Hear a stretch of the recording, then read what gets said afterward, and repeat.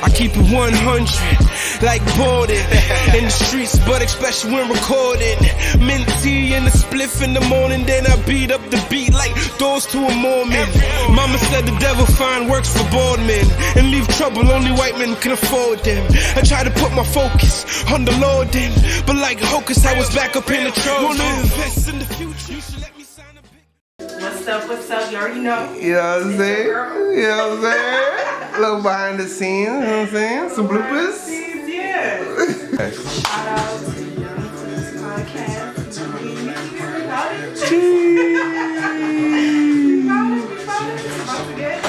Gang shit. Gang shit. Jeez. We made it. Yo, welcome to another episode. Young Clips Chair Game Podcast. Yo, I've been waiting for this for a minute. Oh my God. Here we go. A minute, dog. Sit down with Keisha, Parris. Well, we made it. What kind of last name is that? Parris is some like amazing stuff. It's mine, you know. Yeah, it's mine. It's special. Yeah, no, for real, yo. Yeah. How long we know each other now? We go way back. Alive? Like iOS days. Right? How long ago is that? It's funny because I just had an interview with Trey. Do you see that? Any of the highlights of it? Yeah. Mm-hmm. And we were just talking about how we met. Yeah. It was like the same time I met you. Yeah, that must have been almost 12 13 years ago. Yeah. Jeez. Yeah. Shout out Trey. Shout out Trey. Yeah, I haven't seen him in a minute. Man. And a long time. Yeah. Boy, still, I love him. Yeah. What's up? What you been up to? Talk to me. You know. It's not an interview, eh? It's a conversation. I know. What's up? What's new? What's new? I mean, I've been in my job for a while. In the fashion industry. I'm a project manager for a fashion brand. Okay, why are you talking so heavy? Like, I'm a project manager. You said say it with your chest, so here I am. Yeah. But I've been having some feelings about like the industry in general. I'm feeling like I'm not connected to it as much, or it isn't about like the art of it anymore. Like you lost your drive, like your passion in a sense, your zeal. I feel like zeal is like when you're not just like when you're extremely passionate about something that you're just going full-fledged on it. Yeah. Like, I mean, it is. It's just the energy that I carry with me like throughout anything that I do. Okay. You go hard. Yeah, okay. I mean, if you're gonna do something, like apply yourself and try your best. For sure, you know, that's the only way you're gonna grow. For sure. I don't know. I'm just feeling like the fashion industry doesn't like there isn't a place for me, or I don't feel like I have a positive contribution to it anymore. How would you feel like? Because I've been working for someone else. I've been working for a company, an established brand. So you're saying like my own. You're not being able to put in your own creativity. That's right. That's right. And I don't even know if I'm interested in doing that within the fashion industry anymore, because it kind of just through my experience has just been about selling shit to people that don't need it. Okay, let's bring it back. When you went to school, though, it was to be able to like design clothes? No. So I studied fashion marketing. Okay. There's fashion design that was in the same school, but I studied fashion marketing, which is about like the promotion of clothes. So that could be a role in sales. That could be a role in marketing. That could be a role in like creating a fashion show, but not necessarily designing clothes. It could go as close to product development, where I'm working with a designer telling them, okay, based on our customer base, this is what they're looking for, so let's design a bag because they need a bag. Or our customer likes our jackets, let's design a hat to go with that jacket. But I wouldn't be designing it. No. Okay, so what? Like, okay, so who do you go to with that information when you're saying like there's something that needs to be done and you're going to someone to do it? I would, if I was working for a company, like if I was working for a brand in my scenario, then I would work with like the head of sales. Okay, you go to them and you say, this is what needs to be done. Yeah, but I would obviously have to come with like facts and reporting. Okay.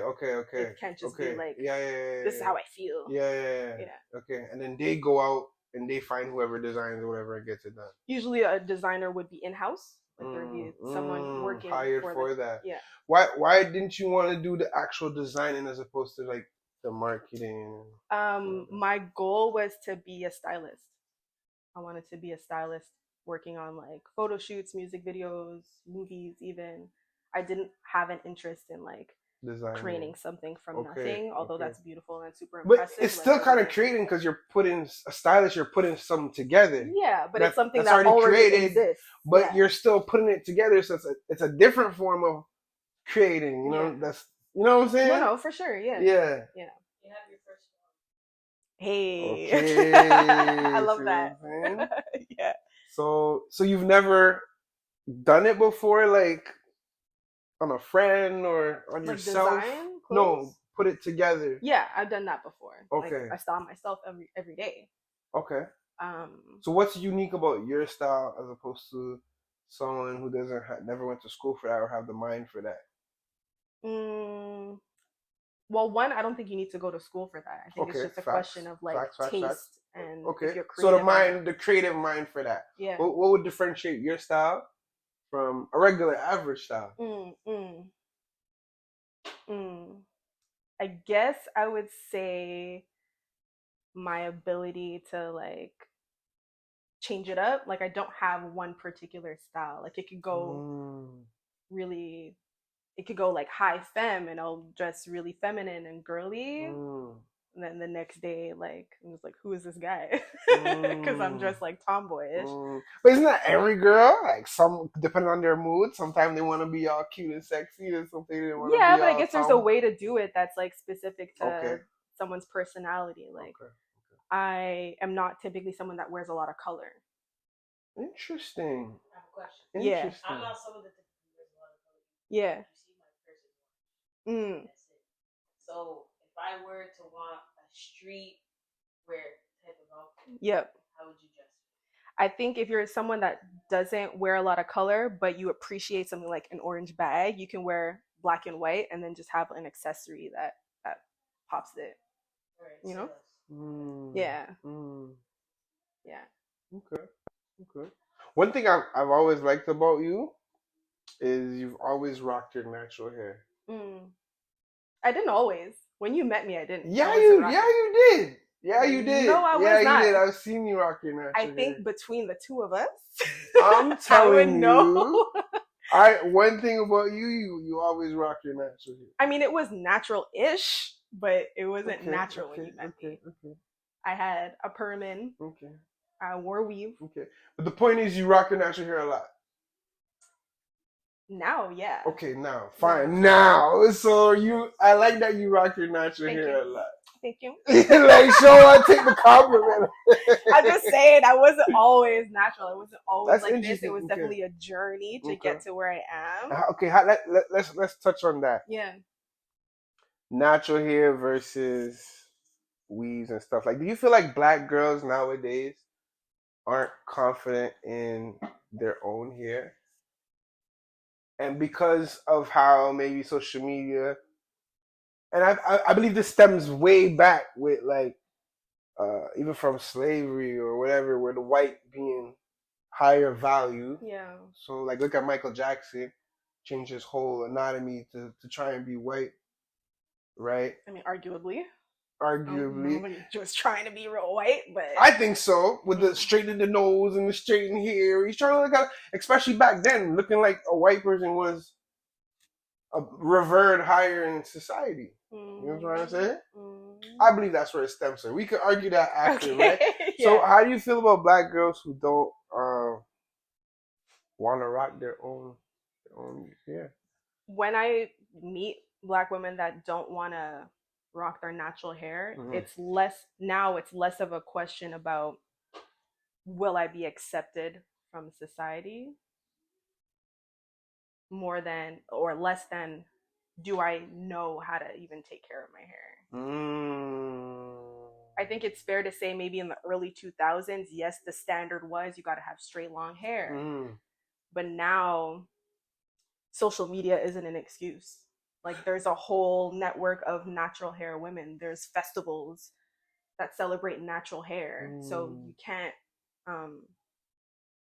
You been to one of those festivals before?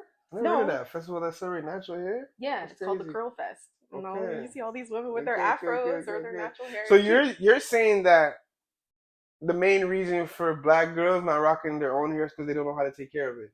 Either they don't know how to take care of it, or it's just a preference. Like at some point, if it's a preference, why do you think it's a preference? It could be anything. Because of social media. No. Can I talk? Holla at me. I would say it's from probably society plays a part for sure. I would say probably huge part. School and stuff. Yeah, that's a part of society. You know? And it wasn't really white people dissing me on my hair. It was more black people. It was more black girls making fun of my hair. White people, you know. Would you say that plays a part? For sure, for sure. But those black girls, why are they like that? Who knows? But they like, where's the root? Where's the root of this coming from? You can never really say what nice hair is, you know, because black hair is beautiful too. For sure, 100%. All hair is beautiful. But I would say, as a younger female, I got dissed a lot in school. My natural hair. So now I don't feel comfortable wearing your natural hair. I never do. Do you think a lot of black girls get dissed wearing their natural? Have you ever got dissed wearing your natural hair? Yeah, all the time, even now. From more black people or white people? From white people, because they just don't understand it, and they're not gonna. What are some of like the comments you get as a diss? When I was working retail, I had gone through a big chop, so I had a perm in, and then I decided that I didn't want that anymore, so I just like cut my hair really short. And if you know anything about like coily hair, like it's gonna shrink. You know what I mean? So no matter how long I had spent growing out my hair, it kind of just stayed in this like teeny weeny afro. So I had a coworker be like, "Does your hair grow? Like it's weird. It stayed the same." See, when you said that small shrink thing, I got a flashback of you rocking a afro back then. I know you used to rock your real. I know why you're trying to. I really did not. All right, sorry. Go back. But yeah, so what did they say? They were just like, "Oh, like your hair doesn't grow. Does it grow? Are you sure? Are you sure?" Okay. If I was you, like shkaput, if my hair. And that was shots. That was shots. You think they're sending when they say that, or maybe they're just curious. They don't know what black hair like. They're like, your hair doesn't seem like it's shots. You gotta play devil advocate sometimes. You know what I'm saying? No, it's shots. I get it. It's shots. Yeah. She sheds her hair. You can't assume how long her hair is. She sheds her hair. That's true. That's true. That's true. Okay, what are some of the disses you've gotten? Yeah, I had braids. Maybe they were in for a little bit too long. I was told. I'm not gonna lie. They look like monkey braids. That's so like that's not even smart. Because like since when do monkey have braids? That's not even smart. I'm not gonna lie though. It does look bad when a girl braids her hair and then haven't touched it up in like a long time. Yeah, I mean it's it's unkept, but it's her hair at the end of the day. Like, what are you gonna do about it? No, for sure. There's some people that go to the salon every day. Some people that. But it's like if some people that get haircuts. Nah, every day, you know what? You know what? Okay, and a man that doesn't fix up himself and just let it grow wild for a long period of time looks a hot mess too. Like, I feel like anything that's not grooming yourself and taking care of yourself looks like a hot mess. Sure, but that doesn't make their hair any less worthy of, No, it doesn't make it. Yeah, it does look. It is a little less worthy of appreciation because it doesn't look as good. But what's good? Good is taking care of yourself. The way I see it, when you take care of yourself, taking care of yourself just has a good look. Combing it, brushing it versus not touching it for a week has two different looks. Yeah. That's all I'm saying. The way I One see looks it better is, than the other. If this person cannot fix their hair or fix any part of their appearance in less than 10 minutes, like, don't say anything. It is what it is. There's nothing that they can do to change it. So don't say anything. It's rude. White Caucasian hair can fix themselves in less than 10 minutes? Not necessarily. Not necessarily. They do. A lot of them do that, but not necessarily. Even them, as a barber, there's a lot of different types of hair. Yeah. You know what I'm saying? Even for white people. 100%. There is those that just wake up, do this, and go inside. And there is a lot of, but there's some of them that still have to comb it and do things a certain way too. That could take a little time to make sure it looks appropriate and how they want it to look. Of course. Not even a little time to gel it, low maintenance, comb it, put the part in the side. Like sure, it all depends on the appearance that they want. Yes, but what we're arguing is that if this person can't fix their appearance in a short amount of time after you tell them something, then like I don't think it should be brought up in the first place. I think that's just common etiquette. That's common politeness. If you got something in your teeth, I could tell you because you're gonna pick it out. You go about your day. If you got a booger, I'm gonna tell you. You know? But if your teeth are crooked, if you don't know, your eyebrows fucked up, like there's nothing you could do. So let's just sit with it. I don't know. I feel like there's always something you could do. Like for example, now it's not a good example, but if my hair grows a little bit more, sometimes it could get rolled, or not really. I have a pretty straight hair, but there's a lot of hairs that could get rolly. Sure. As for guys, I'm talking. Okay. If they don't brush it out. Yeah. Or for people that have short hair. Or for people that have short hair. Yeah. And just take it 2 minutes to brush your hair to make it look nice. Okay, but if you're sitting right here with rice rolls in your head, yeah, I don't have a brush, and I'm roasting you about how roly-poly-oly your head is. Yeah. What are you gonna do about it? I should have had a brush because at this point I know how my hair and my head stays. What are we gonna do right now? Exactly. I could do this. Even doing this, go put some water in my hand and do this. That's 2 seconds, 2 minutes. I look better. I just feel it.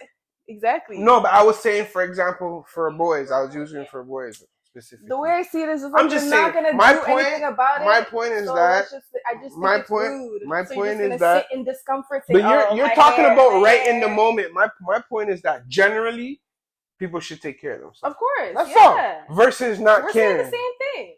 You know what I'm saying? We're saying the same thing. And it might be more work for a female to take care of her hair. Yeah. But that's just what you gotta do. Yeah. It is what it is. I do think though that because white people don't understand our hair, we can get away with it a little bit more. Because like, I don't know, if I'm going out to a party or something, and that's my own insecurity, but I'd feel pressure to be like, oh, let me lay down these edges a little bit, you know, but I'd go to work like this, you know, like I don't care because what are they going to tell me? You know, your hair's not slicked back. I'm like, fuck you, this is my natural hair. This is the way, and nothing holding out these edges anyway. Yeah. And how about little girls? Yeah. You know what I mean? Like, don't you feel like that also prevents them from being comfortable? Because not like from like females who don't want to rock their natural black hair, right?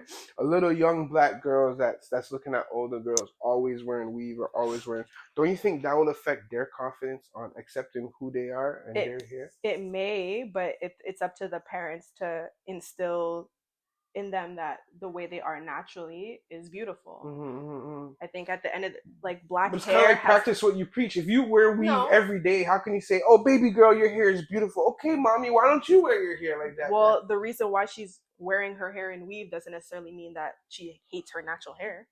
Generally speaking, right? No, I wouldn't say that. Generally speaking, I think like, black hair has evolved to a point where it's become an expression. It's become art, the same way women do their makeup. Exactly, but that's what I'm saying. That's how they should look at it. But I said a woman that doesn't want to express her natural hair and want to wear weave every day, as opposed to sometime rock her natural hair. Yeah. That effect that can have on her daughter, younger black woman. Yeah, it may, but it depends. Like, she's not saying like mommy doesn't wear her natural hair because she doesn't da da da da da da. I don't think she's having that conversation with a little black girl, or maybe she's self-aware about her insecurities. So. With her natural hair, so and she doesn't want to instill that and pass that on to her child, so she's being extra affirmative to the way her hair is and grows naturally. So I don't think I would add for sure. Yeah. If you have a child black, like really curly hair, you should learn how to be able 100%. her hair. 100%. My mom was Guyanese, but she has like curly hair, you know, like curly Indian hair. You really don't know how to do a black woman's coily hair. Yeah. Plays a part for sure. Yeah, for sure. Do you guys feel like every black girl should know how to braid? Yeah. To learn to do your it's like the rite of passage. No, but even like for yourself, you know? Yeah. It's like a black girl rite of passage. You gotta, you should be able to know how to. Yeah, that's what I'm saying. But you have years, because like you have your own life. Shouldn't you at some point be like just playing around on your board? I mean, some people couldn't be bothered. Yeah. Some people would rather have someone else do it. You know, you pay for the convenience. But as you said it yourself, it should be a natural rite of passage. You know what I'm saying? Yeah. I mean, I feel like it's the same thing as like learning how to swim or learning how to drive a car. You know. What do you guys feel about? What do you feel about interracial couples? So like, you think that a lot of people feel like black people should stay to themselves because some things that I've heard. I'm not saying this is what I believe that the black race could die out eventually if we keep mixing. You know what I'm saying? We need to stick to ourselves to maintain that gene, that black genes keep going, or whatever the reason is people may have. What do you guys feel? Do you feel like different cultures and ethnicities, whatever, should stick to themselves? We believe that people should just keep mixing and have fun and do whatever you want to do. I mean, we have so much access to other people's culture. You know, you go to work, you go to school, you meet people in the street, you're gonna meet someone from a different culture and ethnicity than you. And in Canada, Montreal specifically, there's some places in the world where it's dominant. Yeah, of course. You know what I mean? Yeah, whatever the dominant cultures and stuff. Yeah. For me personally, I would want to have a partner who's black. I want to have a black family. Why? I think it's a question of, will this person understand me and the things that I go through on a daily that aren't super obvious? Will they relate to and connect with and share their culture with me?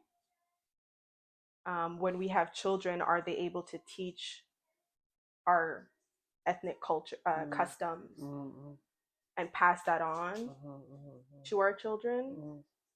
Those are the important values to me when it comes to, you know, what ethnicity I'm gonna end up with. I don't mind like dating or like being casual with other races. I mean, I've found that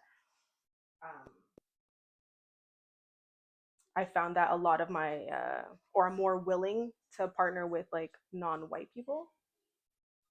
You're willing to partner with more non-white? Like, I'm willing to date non-white people. Okay. But like, if I'm gonna be in a relationship and this is something serious and we're growing towards something, I want it to be with a black man. With a black man. Yeah. So you're saying you're willing to date white people, but you want to be serious with a black man? I wouldn't overtly date white people, is what I'm trying to say. Okay, just like have fun, basically. Yeah, or like if like I'd be more willing to with non-white people or non-black people.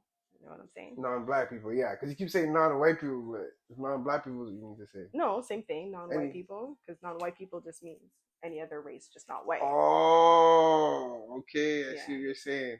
So you're willing to settle down with any other race? No, I'm willing to settle down with black people. With black people? With a black person. Yeah. Okay.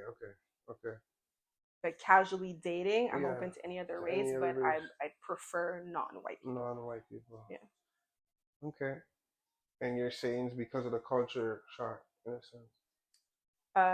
Reasons why like I want to be with a black person? Yeah, because of culture, because of just like this understanding of what we go through on a daily. Building legacy.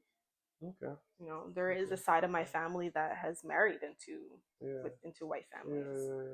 Yeah, my uncle is he's an Italian. He's married an Italian. Beautiful soul.